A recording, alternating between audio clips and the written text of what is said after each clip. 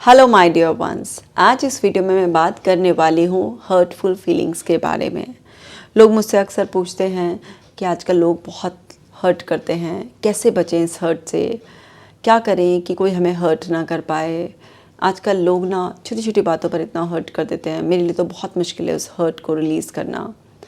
तो हम समझेंगे आज इस वीडियो के ज़रिए कि क्या वास्तव में लोगों के पास हमें हर्ट करने की पावर होती है। मतलब कोई क्या वास्तव में हमारी भावनाओं को ठेस पहुंचा सकता है, हमें दुखी कर सकता है। देखिए, लोगों के पास कोई भी ऐसी पावर नहीं है कि वो आपको हर्ट कर सकें। हर्ट आपकी खुद की क्रिएशन है।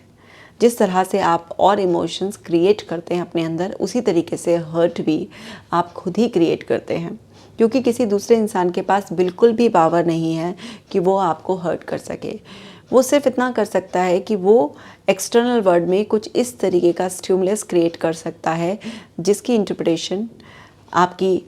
इस तरीके से हो जाए कि आपको हर्ट फील हो, या फिर आप सिचुएशन को किसी एग्रेसिव वे में या किसी भी इस तरीके से रिस्पॉन्ड करें जिससे कि वो आपके लिए एक मेंटल टॉर्चर बन जाए, या सिचुएशंस आपके लिए और डिफ़िकल्ट हो जाएं,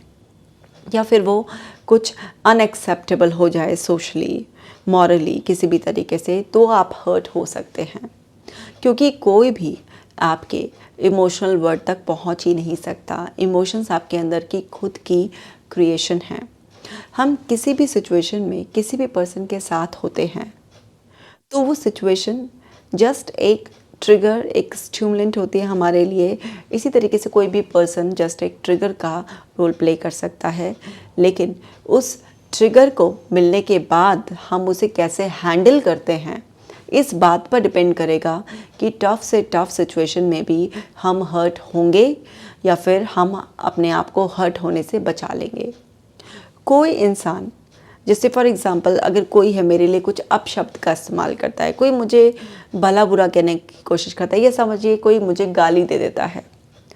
अब उसने मुझे गाली देकर या मेरी कुछ बुराई कर कर मेरे को सिर्फ ट्रिगर किया है। अब इस ट्रिगर को मैं कैसे रिस्पॉन्ड करती हूँ ये मेरी लर्निंग के ऊपर डिपेंड करता है। मान लीजिए मैंने ये लर्न कर रखा है कि अगर कोई भी आपको इस तरीके से कोई अपशब्द कहे या कुछ भी आपको किसी भी तरीके से आपकी कोई बुराई करे, नीचा दिखाने की कोशिश करे, तो बस मैंने यही सीखा हुआ है कि उसके ऊपर शाउट करो। उसने जितना भला बुरा कहा है उससे ज़्यादा भला बुरा उसको कहो, उसको नीचा दिखाने का कोई मौका ना छोड़ो, उसको जलील करके रख दो। अगर मैंने ये सीखा हुआ है तो इस ट्रिगर के मिलने पर मेरे अंदर से यही रिस्पॉन्स आएगा, क्योंकि ये मेरा एक संस्कार, मेरी एक हैबिट बन चुका है। और मैं इस तरीके से सिचुएशन को अगर रिस्पॉन्ड करूँगी तो मुझे एक्चुअली ये लग रहा है कि इसने मुझे हर्ट किया। अब इसने क्योंकि मुझे अपशब्द किया कहा, तो हमारे अंदर पहले से इस चीज़ की भी लर्निंग हुई थी कि कोई हमें गाली दे रहा है, अपशब्द कह रहा है, हमारी बुराई वगैरह कुछ इस तरीके से कर रहा है, तो ये हमारे अंदर पहले से ही इस चीज़ की इंटरप्रिटेशन ये पड़ी हुई है कि ये हमारा अपमान कर रहा है, ये हमें हर्ट कर रहा है, हमारी भावनाओं को ठेस पहुँचा रहा है।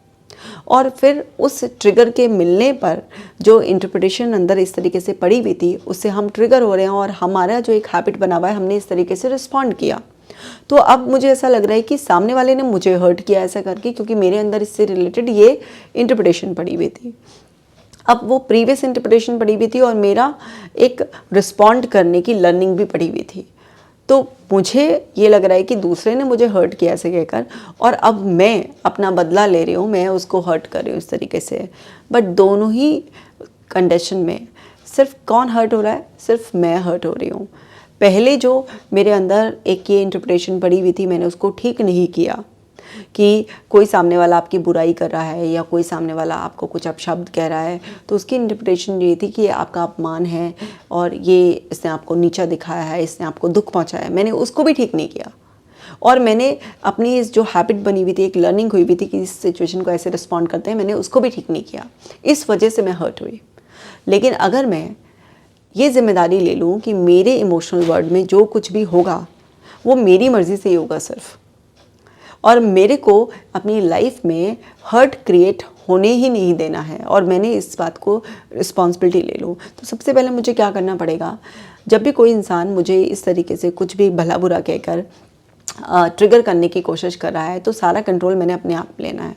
मतलब मुझे प्रैक्टिस दोनों वेज में करनी है कि अगर कोई मेरी अच्छाई कर रहा है तो भी मुझे एकदम से चने के झाड़ पे नहीं चढ़ना है। अगर कोई मेरी बुराई कर रहा है तो तब भी मुझे एकदम से इस चीज़ को ये नहीं लेना है कि एकदम से दुख मान कर बैठ जाना है। मुझे अपने आप को ये बताना है कि कोई भी बुरा या अच्छा सामने वाले का बस एक ओपिनियन होता है। अब आप उसे किस तरीके से ले रहे हो। जैसे फॉर एग्जांपल किसी ने मेरे लिए कुछ बुरा बोला या मेरे को कोई गाली दी, तो अब मैं इस चीज़ को ये मेरी बेइज्जती कर रहा है कि बजाय इस तरीके से भी तो मैं एक्सप्लेन कर सकती हूँ अपने आप को कि इसकी समझ कम है,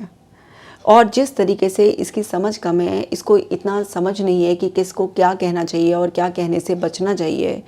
या फिर ये हो सकता है कि अपनी खुद की कोई फ्रस्ट्रेशन निकाल रहा हो, अपना कुछ जो है ना, जो इसके अंदर अनकंफर्टेबल फीलिंग है उसको रिलीज़ करने का ये एक डिफेंस मैकेनिज्म है इसका। इसको कुछ गलत तरीके से कुछ लर्निंग हुई भी है, इसके कुछ गलत संस्कार इसके अंदर बैठे हुए हैं, इस वजह से इसने ये कहा। तो क्या होगा कि मैं उस चीज़ को आसानी से लेट को भी कर सकती हूँ, इग्नोर भी कर सकती हूँ, लाइटली भी ले सकती हूँ, और क्या बेवकूफ़ है ऐसे करके, मतलब जस्ट लाइटली एकदम से उस चीज़ को अवॉइड भी कर सकती हूँ या हंस भी सकती हूँ उस चीज़ पर। और उसको ये सिचुएशन में जवाब देने और बेइज्जत करने, अपने आप को लाउड करने, अपने आप को फ्रस्ट्रेट करने की बजाय मैं उस चीज़ को इग्नोर कर कर अपना जो भी काम कर रही हूँ उस पर भी फोकस करना चूज़ कर सकती हूँ। राइट एक्सप्लेनेशन की वजह से बार बार, क्योंकि फर्स्ट तो कॉन्शियसली करना पड़ेगा, एकदम से ऐसा नहीं होगा, क्योंकि ये कोई चीज़ें हमें सिखाता नहीं है कि इन सिचुएशन में कैसे रिस्पॉन्ड करना चाहिए। ये एक्चुअली हम बाय डिफ़ॉल्ट एनवायरनमेंट से सीख जाते हैं। तो जिस तरीके से हमने अपने एल्डर्स को देखा होता है, आसपास के लोगों को रिस्पॉन्ड करते हुए देखा होता है, तो बेसिकली हमें लगता है कि बस वही राइट वे है इस तरीके की सिचुएशंस को रिस्पॉन्ड करने का। हमारी एक अनकॉन्शियस लर्निंग हो गई होती है कि दूसरे हमें हर्ट करते हैं,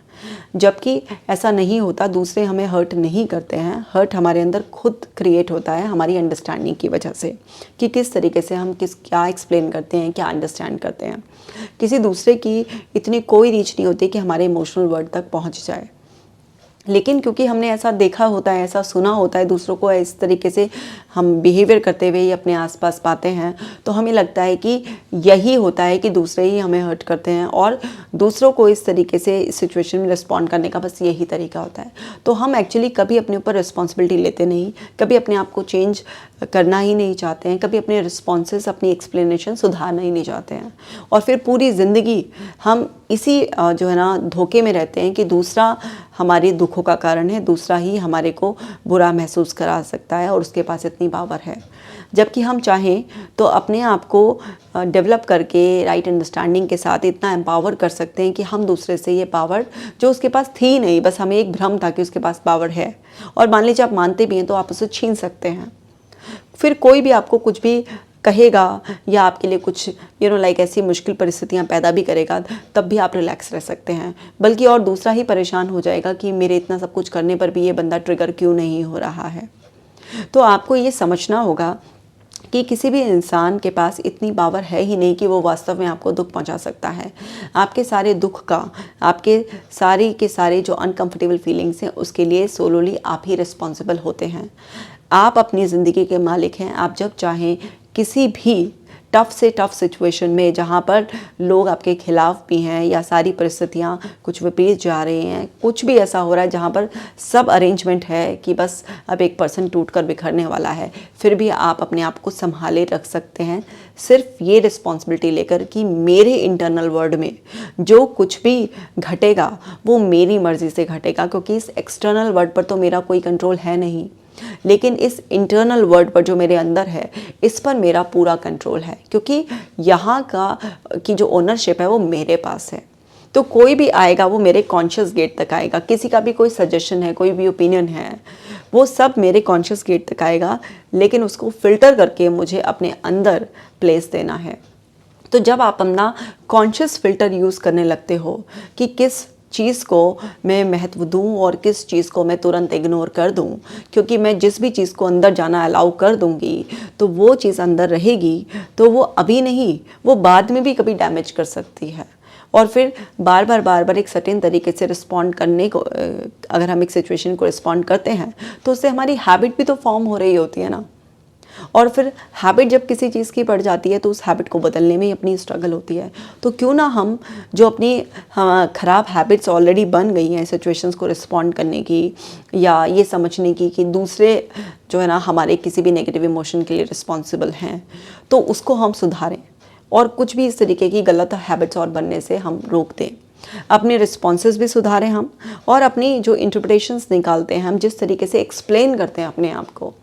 वो भी हम सुधारें। राइट रीजनिंग दें, मतलब एक सही तरीके से एक्सप्लेनेशन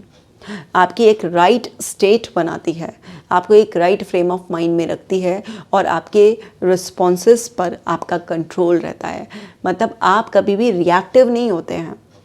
आप हमेशा रिस्पॉन्ड करते हैं सोच समझकर उस सिचुएशन को उस तरीके से जिससे कि वो सिचुएशन संभल जाए, बेटर हो जाए। और बेटर भी नहीं हो सकती है तो आप उस सिचुएशन से एक ऐसे तरीके से डिटैच हो जाएं जिससे कि आपको किसी तरीके का डैमेज ना हो और अननेसेसरी आपकी वजह से भी किसी और को डैमेज ना हो। तो इसके लिए आपको कॉन्टीन्यूसली अपनी अंडरस्टैंडिंग बढ़ानी है कि हमारे साइकोलॉजिकल लेवल पर, हमारे इमोशनल लेवल पर, हमारे कॉग्निटिव लेवल पर जो भी कुछ होता है, बेसिकली बाहर से इंफॉर्मेशन जो भी आप रिसीव करते हैं, उस इंफॉर्मेशन को किस तरीके से आप अरेंज करते हैं अपने माइंड में, उस इंफॉर्मेशन को किस तरीके से अरेंज कर कर पूरी उसकी अच्छी एक्सप्लेनेशन देकर, उसकी इंटरप्रिटेशंस राइट वे में निकाल कर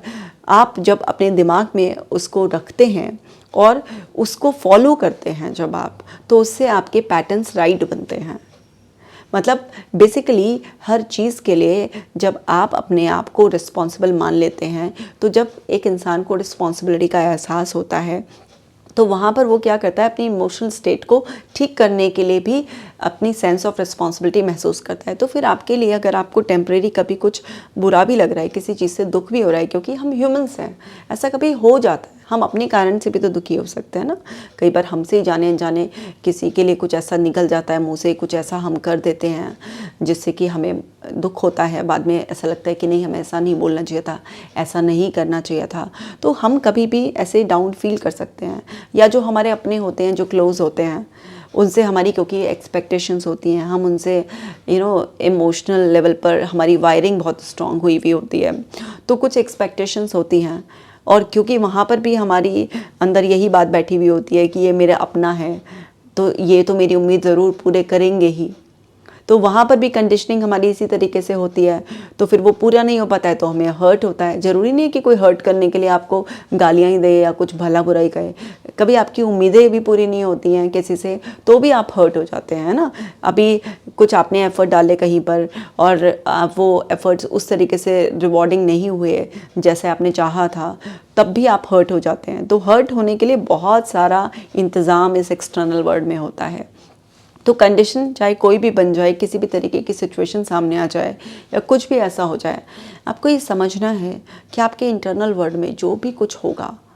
वो एक्चुअली आपके मतलब जो हाथ में जो कंट्रोल है ना,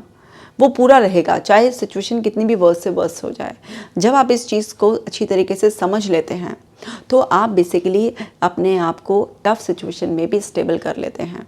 फिर आप ये बिल्कुल भी नहीं कहेंगे कि मेरे अंदर ना इसने मुझे गुस्सा दिलाया किसी सिचुएशन में, इसने मुझे हर्ट किया, इसने मुझे रुलाया, इसकी वजह से मेरा ये नुकसान हो गया। मतलब इन अ वे किसी भी तरीके से आप एक्सटर्नल जो एक ब्लेम हम दूसरे को कर देते हैं कि ये दूसरा हमारी फीलिंग्स का रिस्पॉन्सिबल है, दूसरे की तरफ हम उंगली उठा देते हैं। बेसिकली वो उंगली ना उठनी बंद हो जाएगी, क्योंकि जब हम एक उंगली दूसरे की तरफ उठाते हैं तो आप ये देखिए कि कितनी सारी उंगली हमारे खुद की तरफ उठ रही होती हैं। तो ये इस बात का इंडिकेशन होती हैं कि भाई पहले अपने अंदर चेंजेस करो, अपने आप को समझो अच्छी तरीके से।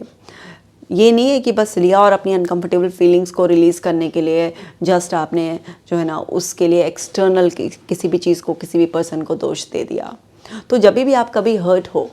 तो हमेशा अपने आप से सवाल ये पूछिए कि मैं ये हर्ट क्यों क्रिएट कर रही हूँ, क्योंकि मैं ही तो क्रिएटर हूँ ना मेरे इंटरनल वर्ल्ड में जो भी कुछ हो रहा है। तो मैं ये हर्ट क्यों क्रिएट कर रही हूँ, या मैं कैसे अलाउ कर रही हूँ किसी दूसरे को कि वो मुझे ऐसे हर्ट कर सकता है, जबकि मैं अच्छी तरीके से जानती हूँ कि कोई भी मुझे हर्ट कर ही नहीं सकता। ये हर्ट मेरे अंदर, खुद के अंदर पैदा हो रहा है, क्योंकि जो मुझे कहा जा रहा है, जो अभी हुआ है, उसको मैं इस एक्सप्लेनेशन के साथ अपने अंदर आने दे रही हूँ। अगर मैं अपनी एक्सप्लेनेशन चेंज करती हूँ तो क्या मेरी ये फीलिंग जो अभी मुझे हर्ट की तरह फील हो रही है चेंज होगी? क्या मैं इसके लिए डिफरेंट पर्सपेक्टिव रखती हूँ तो क्या मैं कुछ जो है ना अपने अंदर कुछ चेंजेस महसूस करूँगी? सो जब आप इस तरीके से अपने आप से सेल्फ टॉक करते हैं तो आपको समझ में आता है कि यस, आप एक सर्टेन तरीके से एक्सप्लेन कर रहे हैं,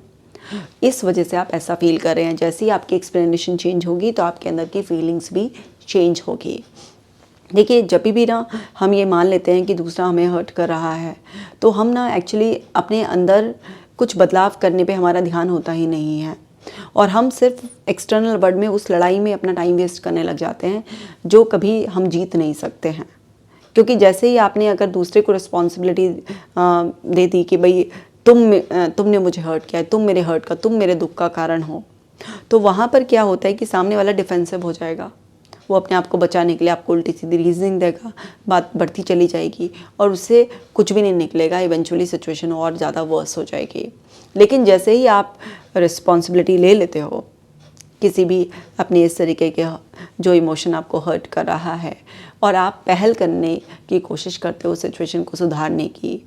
तो वहाँ पर सब चीज़ें धीरे धीरे धीरे धीरे कंट्रोल में आने लग जाती हैं और आप इन अ वे दूसरे को भी एक मैसेज कम्युनिकेट करते हो कि तुम पावरलेस हो, मैं पावरफुल हूँ। तो सामने वाला भी अपने एफर्ट्स जो है कि अगर कुछ उसने इस तरीके से डेलिबरेटली डाले भी होते हैं आपको हर्ट करने के, तो वो भी नहीं डालता, या कभी इस तरीके की अनएक्सपेक्टेड सिचुएशंस पैदा भी होती हैं तो आप उसमें भी स्टेबल रहते हो। तो एक तो ये फ़ायदा होता है कि इस तरीके से सिचुएशंस को टैकल करने से आप ना मेंटली बहुत स्ट्रांग हो जाते हो, आप इमोशनली बहुत ज़्यादा स्ट्रांग हो जाते हो। टफ से टफ सिचुएशन भी बहुत जल्दी, कहते हैं ना, वो निकल जाती है आपकी ज़िंदगी से। मतलब कोई भी ऐसा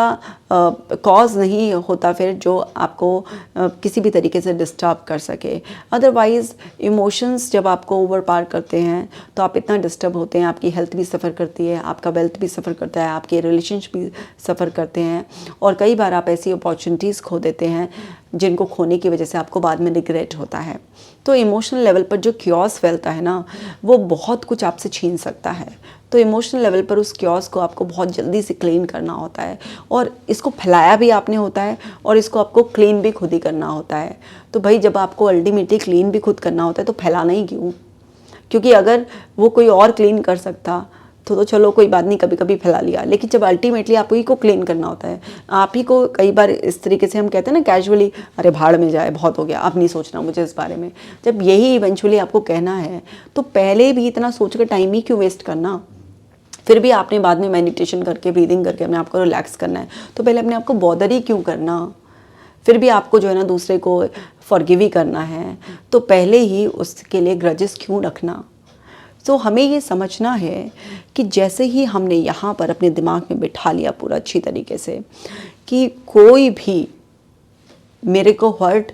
कर ही नहीं सकता, मैंने आज अभी से ही सबसे पावर छीन ली, चाहे वो मेरे फैमिली मेम्बर हो, चाहे वो कोई मेरा फ्रेंड हो, रिलेटिव हो, कोई भी हो, मेरे वर्क प्लेस पर कोई भी एक्सक्लूसिव पर्सन हो, वो जो मर्जी चाहे सिचुएशन पैदा करे या जो मर्जी वो कुछ करे, मैंने तो काम स्टेबल ही रहना है, और मुझे उस सिचुएशन में स्टेबिलिटी से उस सिचुएशन को हैंडल कर